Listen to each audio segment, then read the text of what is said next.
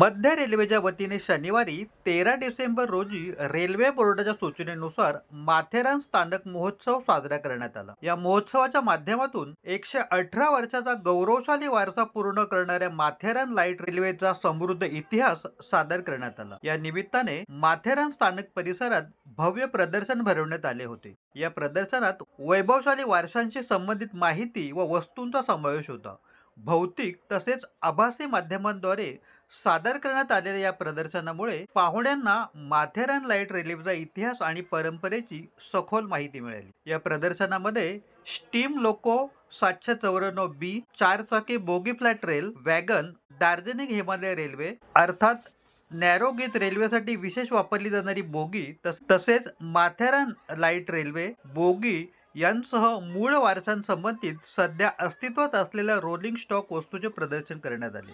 याशिवाय जुन्या काळातील स्थानक कर्मचाऱ्यांचे बॅच, पॉइंट्सच्या वापरात असलेले पट्टे, स्थानकावरील हातघंटी, रोख ठेवण्यासाठी लाकडी पेटी, मोजमाप काटे व वजन, सिग्नलिंग दिवा, तेलाच्या कॅन, पाणी देण्यासाठी वापरले जाणारे ग्लास, काचेच्या निगेटिव्ह इत्यादी वारसा वस्तूंचे प्रदर्शन करण्यात आले। प्रदर्शनास भेट देणाऱ्या अभ्यंगतांना व्हीआर ॲक्युलस चष्म्याच्या माध्यमातून नेरळ माथेरान मार्गाचा 360 अंशातून व्हर्च्युअल सफारी घडविण्यात आली। नेरळ माथेरानशी संबंधित डायऱ्या, कॉफी मग्स, टी शर्ट्स आणि किचन यांसारख्या स्मृतिचिन्ह विक्रीसाठी उपलब्ध करून देण्यात आली। सकाळी 10 ते सायंकाळी 5 वाजेपर्यंत खुले असणारे हे प्रदर्शन आठवण्यांना उजाळा देणारे होते आणि त्याला प्रवासी, सुट्टीत असलेले पर्यटक आणि स्थानिक रहिवाशांसह 200हून अधिक अभ्यंगतांकडून उत्साहवर्धक प्रतिसाद मिळाला। नेरळ माथेरान रेल्वे मार्गाच्या बांधकामास 1904 मध्ये सुरुवात झाली आणि कमी रुंदीचा अर्थात नॅरो गेज हा मार्ग अखेर 1907 मध्ये वाहतुकीसाठी खुला करण्यात आला। मध्य रेल्वेद्वारा नेरळ ते माथेरान या डोंगराळ भागातून जाणाऱ्या नॅरो गेज रेल्वे मार्गावर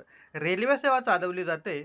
खबरदारीचा उपाय म्हणून पावसाळ्यात हा मार्ग बंद ठेवण्यात येतो, मात्र अमन लॉज ते माथेरान दरम्यान शटल सेवा 29 सप्टेंबर 2012 पासून पावसाळ्यातही सुरू करण्यात आलेली आहे।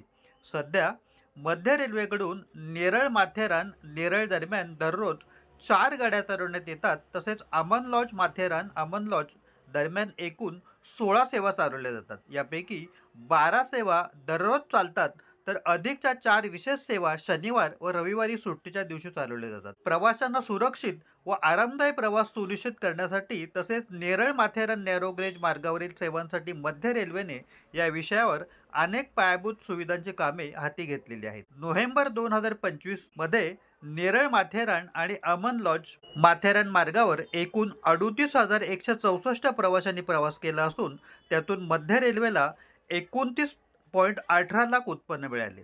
मध्य रेल्वेने या मार्गावर सुधारित वातावरण असलेले नव्याने पुनर्रचित डबे सुरू केले आहेत, ज्यामध्ये विंटेज रंगसंगती वापरून बाह्य रंगकाम, लाकडी फिनिशिंगसह अंतर्गत फॉल सिलिंग, अंतर्गत फ्लोरिंगमधील पीव्हीसी बदलून लाकडी फिनिशिंग करण्यात आले।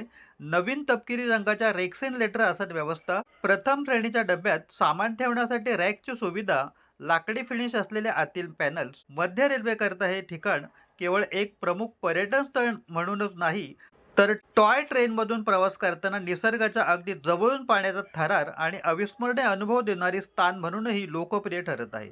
त्यामुळे माथेरानच्या नैसर्गिक शांततेत प्रवासी पूर्णपणे रमून जातात।